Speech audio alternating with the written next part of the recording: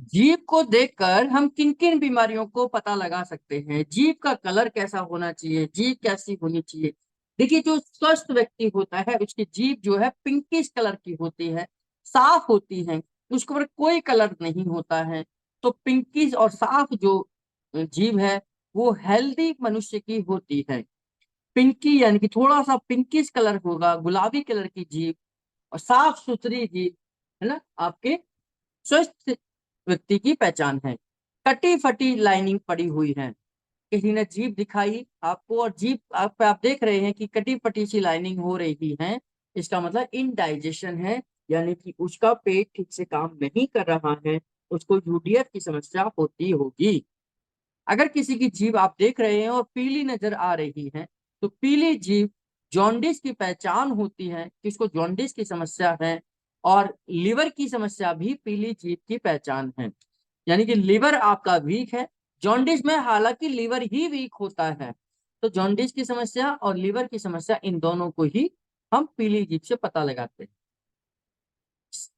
जीभ क्या है, सूखी रहती है।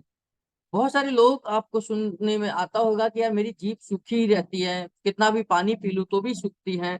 तो उसको डिहाइड्रेशन कहते हैं कि बॉडी के अंदर पानी का जमावट नहीं हो पाती, बॉडी के अंदर पानी रुकता नहीं है, इसको हम डिहाइड्रेशन की समस्या कहते हैं। जीभ दिखाने पर अगर जीभ लड़खड़ा रही है, आपने कहा किसी पेशेंट को कि यार अपनी जीभ दिखाओ, और वो जीभ दिखाता है और वो कंपन सी है, लड़खड़ा रही है, तो उस समय पर उस बीमारी का नाम पार्किंसन होगा। यानी कि डोपामाइन की कमी से जीभ लड़खड़ाती है, उसको हम पार्किंसन की बीमारी कहते हैं। कई बच्चों की जीभ खुलती नहीं है, घूमती नहीं है ना, घुमावदार जीभ खुलती नहीं है, घूमी रहती है, अंदर की तरफ गोल रहती है ज्यादातर, वो बाहर की तरफ निकलती नहीं है। तो उन बच्चों को मंदबुद्धि बच्चे की होने की पहचान होती है, मंगोलिज्म ये हो सकता है। बच्चों की जीभ से पता लगा सकते हैं कि बच्चे का दिमाग का मानसिक स्तर कैसा है। जीभ पीली नहीं है, पर पीली सी एक उस पर परत चढ़ी हुई है। जीभ का कलर पीला नहीं है, लेकिन उसके ऊपर एक कोटिंग सी चढ़ी हुई है, एक कहीं पर एक ऐसा गाढ़ा गाढ़ा सा जमा हुआ है पीला सा। उसका मतलब है कि घोर कॉन्स्टिपेशन है, सीवियर कॉन्स्टिपेशन है। तो कॉन्स्टिपेशन के समय पर जीभ पीली नजर आती है। नॉर्मल से थोड़ी मोटी जीभ है तो हाइपोथायराइड है। नॉर्मल से थोड़ी मोटी जीभ है तो हाइपोथायराइड है। आपने जीभ देखी और वो हल्की सी मोटी नजर आ रही है तो हाइपोथायराइड है। नॉर्मल से थोड़ी पतली जीभ है तो वो हाइपर थायराइड है, यानी कि हाइपर थायराइड है ना। नॉर्मल से पतली है, आपने देखी यार जीभ तो बहुत पतली सी नजर आ रही है इसकी, तो ये हाइपर थायराइड हो सकता है। जीभ को देखकर भी बहुत सारे लोगों के थायराइड के सिम्टम्स को पहचाना जा सकता है। आपने किसी की जीभ देखी और जीभ पर कुछ आकृति सी बनी हुई है, कुछ नक्शा टाइप में बना हुआ है, आपको लगे टेढ़े मेढ़े से कुछ लाइनिंग सी बनी हुई है, तो इसको हम ज्योग्राफिकल टंग कहते हैं। ज्योग्राफिकल टंग का मतलब कि जीभ के ऊपर कुछ नक्शा टाइप में बना हुआ है, ज्योग्राफिकल टंग कहलाती है। और इस ज्योग्राफिकल टंग को हम बीमारी मानते हैं इंफ्लामेटरी डिजीज। यानी कि अगर किसी की जीभ पर कोई नक्शे टाइप में बने हुए हैं तो उस समस्या को हम इंफ्लामेटरी डिजीज में गिनते हैं, यानी कि जीभ के ऊपर नक्शे का बनना इन्फ्लामेशन होता है। काली जीभ है, जवान काली है, काली जीभ दिखाई देने वाली जीभ काली है, यानी कि जो दिख रही है वो काली है। तो यह विटामिन बी 12 की कमी है। पहले धब्बे आते हैं, फिर धीरे धीरे काली होनी शुरू हो जाती है। इसे पैलेग्रा भी कहते हैं। पैलेग्रा का मतलब है जीभ का कालापन होना, जीभ काली होना, जीभ के ऊपर काले काले धब्बे होना, यह भी निशानी होती है। इसी के साथ में और हम देखते हैं, जैसे जीभ के ऊपर काले काले धब्बे पड़े हुए हैं, जीभ के ऊपर काले डॉट पड़े हुए हैं, तो ये विटामिन बी 12 की डेफिशिएंसी है। जीभ के ऊपर काला काला धब्बे पड़ना, काले काले डॉट पड़ना, काली जीभ हो जाना, जीभ का हिस्सा कोई काला रहना, ये सब आपके विटामिन बी 12 की डेफिशिएंसी से हो सकता है। पिगमेंटेशन, जीभ पर अलग अलग धब्बे नजर आना, पिगमेंटेशन कहलाता है। अलग अलग धब्बे से नजर होते हैं, जिसको हम पिगमेंटेशन है, यानी कि अलग अलग कलर के रंग रंग के धब्बे होते हैं, कोई बैगनी, कोई काला, कोई नीला, कोई पीला। तो इसे हम एडिशन डिजीज कहते हैं। एडिशन डिजीज क्या है? जब आपका थायराइड ग्लैंड ठीक से काम नहीं करता है, एड्रिनल ग्लैंड ठीक से काम नहीं करता है, तो उस समय पर आपका मानसिक स्तर कम हो जाता है, हाथ पैर हाइट बढ़ कम हो जाती है, हाइट मतलब बढ़ती नहीं है बच्चों की, हाथ पैर मोटे हो जाते हैं, उसको हम एडिशन डिजीज कहते हैं। चारों तरफ कटी पटी जीभ है, कटपट लगे हुए हैं, तो इनडाइजेशन नहीं है। पहले भी हमने देखा था कटे पटे पड़ी जीभ है तो इनडाइजेशन की पहचान है। जीभ का मटमैला या सफेद या रोम जैसी एक परत होना, मटमैला है, सफेद है, तो पेट मुख्य रूप से लिवर की बीमारी से ग्रसित है। यानी कि पेट की अगर उसमें मटमैला टाइप में है, सफेद है, तो उसका मतलब पेट मुख्य रूप से लिवर ठीक नहीं काम कर रहा है। लिवर की वीकनेस को हम यहाँ से पता लगाते हैं। किसी के नाखून कैसे हैं? चपटे हैं, मोटे हैं, खुरदरे हैं, आकार हैं, गोल हैं, चकोर हैं, नाखून की बनावट कैसी है, इन बीमारियों को के बारे में ये सब चीजें हमें बताते हैं। जैसे लाइनिंग है, आपने देखो होंगे बहुत सारे लोगों के नाखून के ऊपर लाइनिंग बनी होती है। यह लाइनिंग, जो लाइनिंग आ रही है, डेफिशिएंसी ऑफ कैल्शियम है, कि कैल्शियम की डेफिशिएंसी से आपके नाखून के ऊपर दरारें पड़ जाती हैं, नाखून उबड़ा खाबड़ हो जाता है। उसके जो लाइनिंग है वो कैल्शियम की डेफिशिएंसी है। अगर नाखून के ऊपर हाफ मून है, आपने देखा होगा कि नाखून जहां से शुरू होता है, अगर चंद्रमाकार जैसा वहां पर कुछ आकार बना हुआ है, तो ये कैल्शियम और विटामिन डी दोनों की डेफिशिएंसी से होता है। नाखून पीले पड़े हुए हैं, येलो कलर के हैं, तो उसको हम लिवर की वीकनेस कहते हैं। और अगर ज्यादा दिनों तक रहे तो ये जॉन्डिस का कारण बन सकता है। फंगस है, अगर फंगस है तो उसको हम, फंगस पड़ा हुआ है नाखून के अंदर में, तो इसे हम इंटरनल इन्फेक्शन कहते हैं। मैंने एक व्यक्ति के नाखून देखे कि उसके नाखून सारे के सारे खत्म हो गए हैं, चारों तरफ ऐसे कीड़े से फंगस सा पड़ा हुआ है, तो ये इंटरनल इन्फेक्शन का कारण। किसी के आप जो नेल्स हैं वो वाइट पड़े हुए हैं, सफेद नाखून पड़े हुए हैं, तो वह एनीमिया का केस है। यानी कि नाखून के दबाने पर वो पीला या सफेद ही पड़ा रहता है, वो दोबारा से लाल नहीं होता है, तो ये कहीं ना कहीं पीलिया केसेज में ही इन्वॉल्व होता है, यानी कि पीलिया का केस माना जाता है। इसी प्रकार व्हाइट है, अगर नाखून पीले हैं तो लिवर की वीकनेस और पीलिया भी हो सकता है ना। फंगस है तो इंटरनल इन्फेक्शन है, व्हाइट है तो एनीमिया है, आपने दबाया और व्हाइट व्हाइट नाखून व्हाइट की व्हाइट रह गया तो एनीमिया है, और पीले हैं तो ये जॉन्डिस की पहचान है। आंखें, आंखों के देखकर हम क्या क्या पता लगा सकते हैं? अगर आपकी आंखें व्हाइट हैं तो एनीमिया है। जैसे बहुत सारे लोगों की आंखों की जो पुतलियां है, जो काला काला जो पुतली है, पुतली के चारों तरफ जो व्हाइटिज है, कुछ ज्यादा व्हाइटिज है, तो वो नीला है। जैसे ना आप आंखों की मांसपेशियों को नीचे खींच के देखेंगे, आंखों के अंदर अगर लाल है या नीला सा दिखाई देता है और वो व्हाइट है तो वो एनीमिया है। आंखें पीली नजर आ रही हैं तो लिवर वीकनेस है और जॉन्डिस की भी पहचान है। ड्राइनेस है, आंखें ड्राई है, सूखापन है, तो ये डिहाइड्रेशन की पहचान है। आंखों के पलकों के नीचे अगर स्वेलिंग है, पफीनेस है, तो ये किडनी की प्रॉब्लम्स की वजह से हो सकता है। किडनी की पहचान है, यानी किडनी की बीमारी की पहचान है अगर आंखों के नीचे स्वेलिंग है, पफीनेस नजर आ रही है। आंखों के अंदर अगर ड्राइनेस है तो डिहाइड्रेशन का है। अ, आंखों के नीचे स्वेलिंग है, पफीनेस है ना, तो वो है आपका किडनी की प्रॉब्लम। और ड्राइनेस है, यानी कि आंखें के नीचे आंखें सूखी सूखी सी हैं। बहुत सारे लोग कहते हैं यार आंखें बार बार मुझे आंखें के ऊपर पानी मारना पड़ता है, छपकियां मारनी पड़ती हैं, कोई ड्रॉप डालनी पड़ती है, तब जाकर आंखें नमी होती हैं। तो इसका मतलब आंखों के अंदर ड्राइनेस है और डिहाइड्रेशन है, यानी कि पानी की कमी है बॉडी के अंदर। और इसी प्रकार हम मोशन को देखकर कुछ बीमारी को पता लगाते हैं, मोशन कैसा आ रहा है।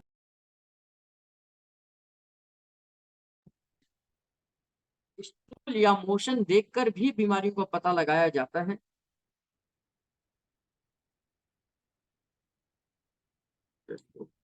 एक मिनट, ये तेरह तेरह मेरा कुछ हो रहा है। तो मोशन को देखकर हम क्या क्या पता लगा सकते हैं? मोशन यानी कि स्टूल या मोशन देखकर भी बीमारी को पता चलता है। मोशन बंधा हुआ होना चाहिए, बार बार नहीं होना चाहिए, है ना। टाइम टेबल होना चाहिए, फिक्स टाइम होना चाहिए, सुबह या शाम होना चाहिए, या सुबह सुबह होना चाहिए, या तो मोशन आपको 12 घंटे में आना चाहिए या 24 घंटे में आना चाहिए। एक बार में क्लियर होना चाहिए, बाद में पेट में हल्कापन आना चाहिए, भारीपन नहीं रहना चाहिए, है ना। और मोशन अगर आपको वाइट मोशन आ रहा है तो लिवर में इन्फेक्शन है, जॉन्डिस है, लिवर की वीकनेस है। अगर वाइट मोशन आ रहा है, मोशन में ब्लीडिंग आ रही है, अगर ब्लीडिंग फ्रेश है, लाल कलर की है, तो पाइल्स की समस्या है, यानी कि उसको बगंदर की समस्या है, फिस्टुला है, फिशर है, पाइल्स है, और सिग्मोइड कोलन के आसपास में प्रॉब्लम है। और अगर ब्लड जो है वो ब्लैक कलर का है, तो यह लार्ज इंटेस्टाइन के इन्फेक्शन को दर्शाता है कि लार्ज इंटेस्टाइन में कोई इन्फेक्शन है, या लार्ज इंटेस्टाइन के अंदर कोई इंटरनल ब्लीडिंग हो रही है। डार्क येलो मोशन है, यानी कि मोशन बिल्कुल पीला आ रहा है, तो ऐसा ज्यादातर उन बच्चों को भी आता है जो ज्यादा दूध ही पीते हैं। अक्सर छोटे बच्चों को डार्क मोशन पीला कलर का हो सकता है ना। कॉमन वाइल्ड डक्ट,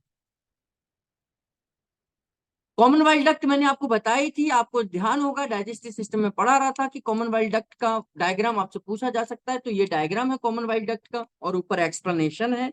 आपसे पूछा जा सकता है, मैंने आपको बताया था कि पूरा का पूरा डाइजेस्टिव सिस्टम का डायग्राम पूछा जा सकता है, छोटे छोटे डायग्राम पूछे जा सकते हैं, जिसमें से कॉमन वाइल्ड डक्ट एक डायग्राम है। कॉमन वाइल्ड डक्ट वह जगह है जहां पर लीवर और गॉल ब्लैडर की डक्ट आपस में मिलती हैं। देखिए इसकी कहानी को समझना, लीवर बाइल जूस को बनाता है, गॉल ब्लैडर में स्टोर कर देता है। लीवर बाइल जूस को बनाता है और गॉल ब्लैडर में स्टोर कर देता है। तो गॉल ब्लैडर और लीवर की डक्ट आपस में आकर जहां मिलती हैं, और जरूरत के हिसाब से जब खाना, आपके खाने में घी तेल की चीजें आती हैं, तो गॉल ब्लैडर क्या करता है, बाइल को निकालता है और ड्यूडेनम में भेज देता है। लिवर बाइल को बनाता है, गॉल ब्लैडर में भेज देता है, जरूरत के हिसाब से गॉल ब्लैडर बाइल को निकालता है, ड्यूडेनम में भेज देता है। तो ऐसी जगह जहां पर लिवर की डक्ट और पैंक्रियाटिक डक्ट, सॉरी, लिवर की डक्ट और गॉल ब्लैडर की डक्ट आपस में आकर मिलती हैं, उसे कॉमन वाइल डक्ट कहते हैं। यानी कि लिवर की डक्ट और गॉल ब्लैडर की डक्ट आपस में आकर जहां मिलती हैं, उसे कॉमन वाइल डक्ट कहते हैं। यानी कि वह रास्ता, बाइल का वह रास्ता जो लिवर और गॉल ब्लैडर के लिए कॉमन है, उसे कॉमन वाइल डक्ट कहते हैं। ये सब पढ़ देता हूँ। हमारी बॉडी में बाइल लीवर में बनता है और गॉल ब्लैडर में स्टोर होता है। जब डाइजेशन में जरूरत होती है तो गॉल ब्लैडर उसे ड्यूडेनम में भेज देता है। अब जहां लिवर और गॉल ब्लैडर के रास्ते या डक्ट आपस में आकर मिलती है, उसे ही हम कॉमन बाइल डक्ट कहते हैं। जैसे ये एरिया है, ये गॉल ब्लैडर का एरिया है, ये लिवर का भी एरिया हेलो। है, ये ड्यूडेनम है, ये आपका आपका पैंक्रियाज है। तो ये वाला जो एरिया जहां गोल बना हुआ है, इस गोल वाले एरिया सर को ही आवाज नहीं आ रही। कॉमन वाइल डक्ट कहते हैं। आपने देखा ड्यूडेनम के अंदर बाइल आता है, बाइल किससे आता है, कॉमन वाइल डक्ट के द्वारा, यानी कि गॉल ब्लैडर से बाइल आता है, कहाँ आता है, ड्यूडेनम के अंदर आता है। पैंक्रियास से pancreatic amylase, lipase, trypsin, sodium bicarbonate, ये सब कहाँ आते हैं, ड्यूडेनम के अंदर आते हैं। तो ड्यूडेनम की वह जगह जहां पर पैंक्रियाटिक एंजाइम्स आते हैं और कॉमन बाइल डक्ट आपस में आकर मिलती है ड्यूडेनम के अंदर, उस जगह को वेटर, एम्पुला ऑफ वेटर कहा जाता है। आइए पढ़ते हैं।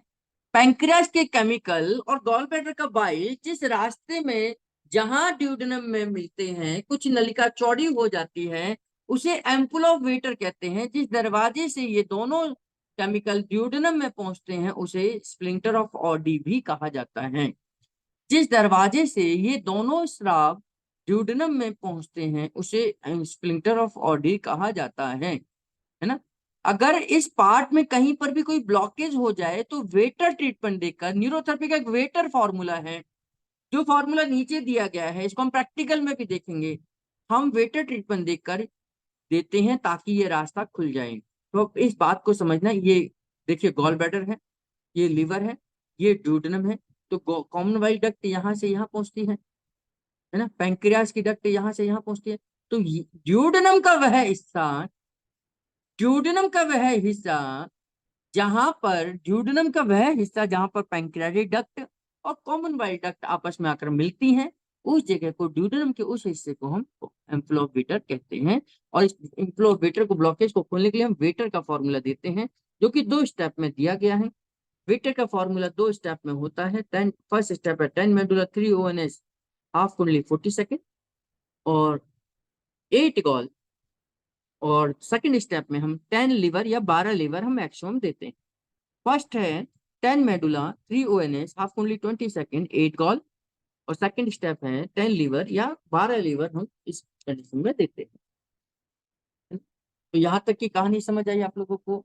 इसका फंक्शन इन्होंने बताया है कि हम वेटर फॉर्मूले का क्या इस्तेमाल है, क्या यूज। जब खाना मुंह में जाता है तब वैगस नर्व, 10वें नंबर की जो नर्व है, मैंने मेडुला के फंक्शन आप लोगों को बताए थे। 10वें नंबर की जो नर्व है वैगस नर्व है, जो 10 मेडुला देते हैं, स्टिमुलेट होती है, यानी कि उकसाई जाती है। तो हम जो पैंक्रियाज को एंजाइम बनाने के लिए प्रेरित करती हैं। तो हम जो वेटर फॉर्मूले में जो पॉइंट देते हैं उनका फंक्शन क्या है, 10 मेडुला से हम वैगस नर्व को स्टिमुलेट करते हैं, जो कि डाइजेशन को ठीक करते हैं। 3 ओएनएस से नाभि के सेट ना होने पर भी इंडाइजेशन खराब हो सकता है, यानी कि पेट की समस्या आ सकती है। इसलिए नाभि को सेट करने के लिए हम ओएनएस देते हैं। हाफ कुंडली 40 सेकेंड पीनियल ग्लैंड को स्टिमुलेट करने के लिए देते हैं। यही ग्लैंड है जो सभी ग्लैंड को कंट्रोल करती हैं। 8 गॉल जो हम दे रहे हैं, जब आसपास सारा वातावरण ठीक हो गया है तब गॉल ब्लैडर को डायरेक्ट स्टिमुलेट करना चाहिए, जिससे कि गॉल ब्लैडर बाइल को भेजेगा। अब गॉल ब्लैडर बाइल को भेजेगा और उसके पास बाइल होता है। लिवर कर इसलिए एंड में 10 लिवर तो बाइल को बनाता ही है, इसलिए एंड में 10 लिवर या 12 लिवर डायरेक्ट लिवर को स्टिमुलेशन दिया गया है, जिससे कि बाइल प्रॉपर तरीके से बने और खाना प्रॉपर तरीके से पच सके, जिससे कि आपको कोई भी समस्या किसी प्रकार की ना हो।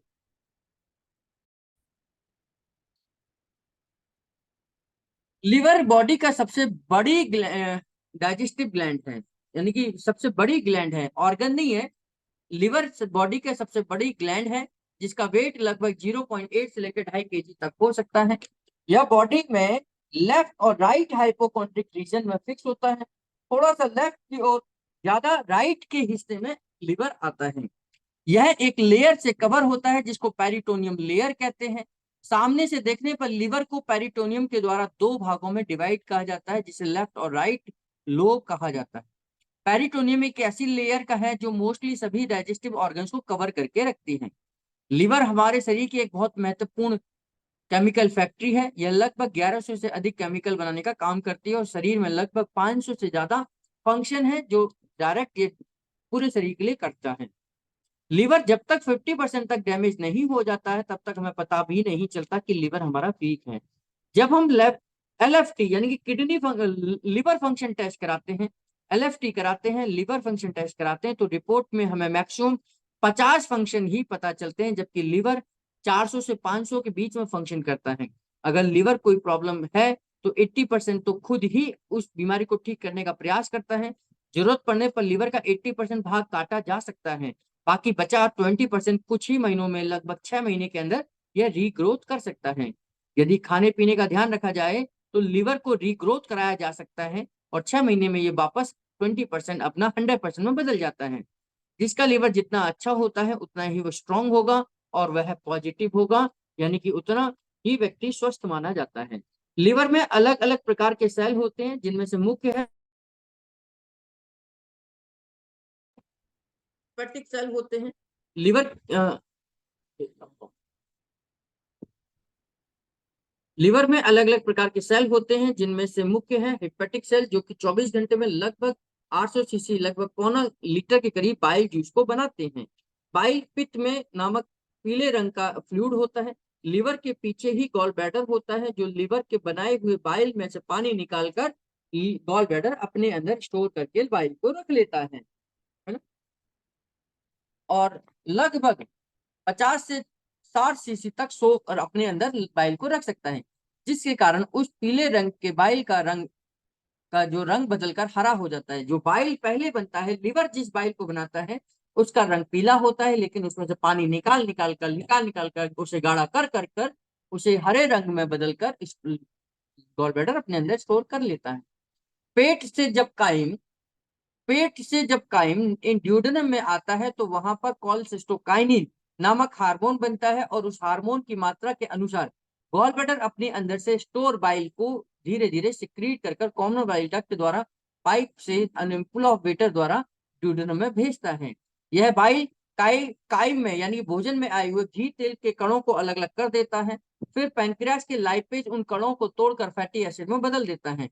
उसे स्मॉल इंटेस्टाइन के इलियम में बिलाई द्वारा एब्जॉर्ब कर लिया जाता है और लिम्फ वेसल द्वारा एंड में लिवर में पहुंच जाता है। लिवर फैटी एसिड को कोलेस्ट्रॉल में बदल देता है। कोलेस्ट्रॉल को एक स्टेरॉइड कहते हैं। लिवर द्वारा शरीर में जितना भी कोलेस्ट्रॉल है उसका 85% दोबारा बाइल बनाने में यूज हो जाता है, जबकि टोटल कोलेस्ट्रॉल का 15% oestrogen, progesterone, testosterone, adrenal cortex के स्टेरॉइड हार्मोन के बनाने में यूज होता है। लिवर द्वारा कोलेस्ट्रॉल स्टेरॉइड बनाने में यूज हो जाता है। लिवर के द्वारा कोलेस्ट्रॉल और बाइल के अदल बदल में 94% कोलेस्ट्रॉल यूज हो जाता है, बचा 5 से 6% उसका वेस्टेज के रूप में निकल जाता है। अगर भोजन में कोई भी बैक्टीरिया, वायरस हो तो पेट के एसिड से बच गया हो तो लिवर के कफर सेल्स उसको खत्म कर सकते हैं। कफर सेल्स लिवर के सबसे स्ट्रॉन्ग सेल्स होते हैं जो कि किसी भी प्रकार के एंटीजेंस, बैक्टीरिया, वायरस इत्यादि को खत्म कर देते हैं। ये ओल्ड आरबीसी को भी डिस्ट्रॉय करने की क्षमता रखते हैं। पहला है, लिवर शरीर का सबसे बड़ा ग्लैंड है और केमिकल फैक्ट्री है। यह लगभग 1100 से अधिक केमिकल बनाता है। लिवर केमिकल बनाने के लिए कुछ रॉ मटेरियल भी बनाता है, यानी कि दूसरे ऑर्गन्स के लिए रॉ मटेरियल बनाने का काम भी करता है। लिवर एक दिन में लगभग 5 liver liver chemical raw material भी बनाता है। लिवर एक दिन में लगभग 500 ml के करीब बाइल बनाता है जो कि गॉल ब्लैडर में स्टोर करता है। लिवर मेडिसिन के साइड इफेक्ट को खत्म करता है। यह बाहर से आए हुए एंटीजेंस, वायरस, बैक्टीरिया को खत्म करने का काम करता है। लिवर फैटी एसिड से कोलेस्ट्रॉल बनाता है और एक्स्ट्रा कोलेस्ट्रॉल को स्टोर करके रख लेता है। यह कोलेस्ट्रॉल से बाइल बनाता है जिसे गॉल ब्लैडर में स्टोर करके रख लेता है। लिवर के कफर सेल्स ओल्ड आरबीसी को खत्म कर देते हैं और उन ओल्ड आरबीसी किसको कहते हैं? जिनकी उम्र 120 दिन से ज्यादा हो गई हो उसे ओल्ड आरबीसी कहा जाता है। और उसमें से हीमोग्लोबिन, आयरन, जो भी काम की चीजें हैं उसे रख लेता है और बाकी की चीजें को आगे भेज देता है ना। लिवर बॉडी के टेम्परेचर को भी मेंटेन करने का काम करता है। लिवर, आपने देखा होगा बहुत सारे लोगों को जब बुखार आता है तो उसमें लिवर की मेडिसिन जरूर दी जाती है, क्योंकि लिवर बॉडी के टेम्परेचर को मेंटेन करने का काम करता है। न्यूरोथेरेपी में लिवर का इस्तेमाल हम सबसे ज्यादा करते हैं बुखार के समय में। लिवर विटामिन बी ट्वेल्व को 5 से 6 साल तक अपने अंदर स्टोर करके रख सकता है। यह ग्लूकोज को भी अपने अंदर स्टोर करके रखता है, भविष्य में काम आने के लिए अपने पास रख लेता है। कभी भविष्य में जरूरत पड़ी तो ग्लूकोज को रिलीज कर देता है। लिवर विटामिन के को बनाता है, कुछ मात्रा में लिवर विटामिन के को बनाता है और अपने अंदर स्टोर करके रखता है। यह ब्लड क्लॉटिंग फैक्टर जैसे प्रोथ्रोम्बिन या प्लाज्मिन जैसी चीजों को बनाने का काम करता है। प्रोटीन डाइजेस्ट होकर अमीनो एसिड में बदल जाती है, परंतु यदि बॉडी में प्रोटीन की कमी हो जाए तो उल्टा अमीनो एसिड को प्रोटीन में बदलने का काम भी लिवर कर सकता है। अगर बॉडी में प्रोटीन अधिक हो जाए तो लिवर उसे यूरिया में बदलकर यूरिन के द्वारा बाहर निकाल देता है। Liver vitamin A, vitamin D, vitamin K, vitamin E, vitamin B 12, iron, copper, magnesium, calcium को स्टोर करके अपने अंदर रखता है। लिवर एक सेकंड में 24 लाख ओल्ड आरबीसी को डिस्ट्रॉय कर सकता है। यह मरे हुए आरबीसी में से जो भी यूजफुल चीजें हैं उसको नए सेल के निर्माण में यूज करता है, उनके लिए रॉ मटेरियल बनाता है। आरबीसी बोन मैरो में ही बनती है और लिवर इन ओल्ड आरबीसी को डिस्ट्रॉय। लिवर ग्लूकोज ग्लाइकोजन में बदलकर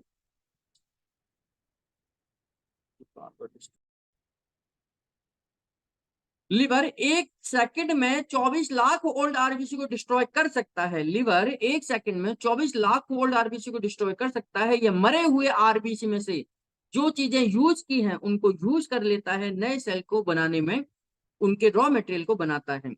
लिवर ग्लूकोज को ग्लाइकोजन में बदल सकता है और बदल कर उसे अपने अंदर स्टोर करके रख लेता है।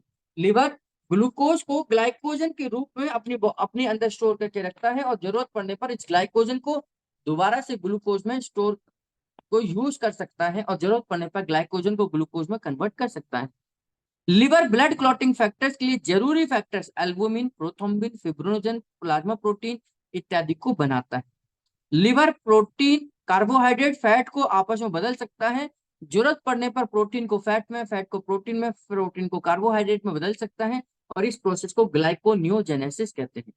लिवर में कुछ मात्रा में ब्लड जमा रहता है ताकि हार्ट को कभी आवश्यकता पड़े तो लिवर हार्ट को तुरंत ब्लड की सप्लाई भेज सकता है।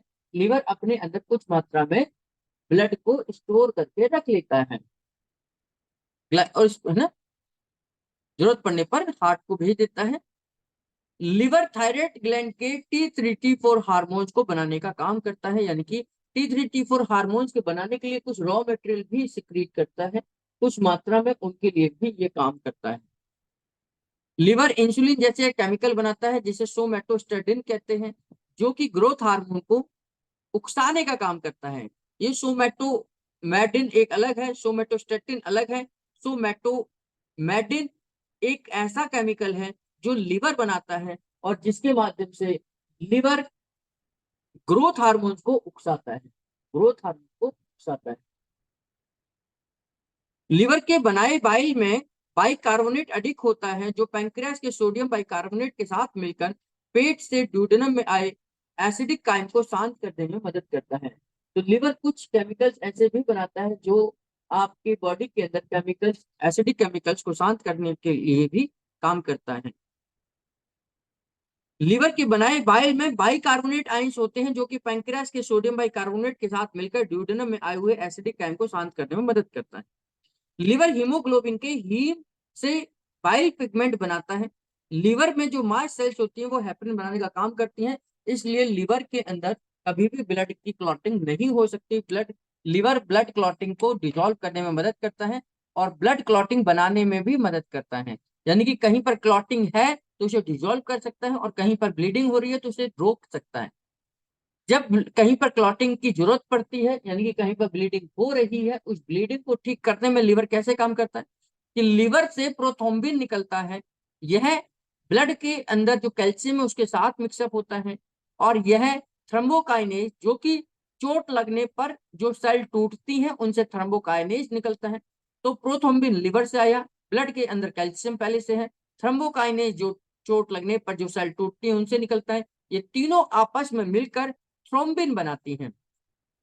Prothrombin plus calcium plus thrombokinase आपस में मिलकर थ्रोम्बिन बनाती हैं। थ्रोम्बिन फिर एक केमिकल है, केमिकल के साथ जो कि फिब्रिनोजन है, जो कि लिवर से निकलता है। थ्रोम्बिन प्लस फिब्रिनोजन आपस में मिलकर फिब्रिन बनाती हैं और फिब्रिन के साथ में जब ब्लड सेल्स जो है वो मिक्स होती हैं तो ब्लड क्लॉटिंग की शुरुआत हो जाती है। इसमें सबसे ज्यादा जरूरी है विटामिन के और फॉलिक एसिड। जब चोट लगती है तो खून निकलता है तो प्लेटलेट टूटती हैं, ये जो टूटती हैं उनमें थ्रोम्बिन में बदल जाती हैं। अगर ब्लड में प्लेटलेट की कमी है तो थ्रोम्बिन नहीं बनेगा, इसलिए कहा जाता है कि अगर किसी को डेंगू होता है तो उसके प्लेटलेट, उसके ब्लड नहीं निकालना चाहिए, नहीं तो उसको ब्लड क्लॉटिंग नहीं होगी क्योंकि प्लेटलेट्स कम हो जाते हैं। ऊपर लिखे गए ब्लड क्लॉटिंग फॉर्मूले में अगर हमें किसी को कुछ ट्रीटमेंट देना पड़े न्यूरोथेरेपी में तो उस समय पर हम इंजरी का फॉर्मूला 4 थायराइड 8 थाइमैचेस 7 लीवर के साथ दे सकते हैं। यानी कि इंजरी का फॉर्मूला दे दीजिए, उसके बाद में 4 थायराइड 8 थाइमैचेस और 8 थाइमैचेस और 7 लीवर दे दीजिए। ये इंजरी को हील करने का, यानी कि ब्लड फ्लो को रोकने का फॉर्मूला बन जाता है। तो ब्लड को रोकने का फॉर्मूला, इंजरी का फॉर्मूला मैंने आपको बेसिक के नोट्स में बताया था। और इसके अलावा 4 थायराइड 8 थाइमैचेस 7 लीवर, ये एक फॉर्मूला है जो ब्लड क्लॉटिंग में मदद करता है।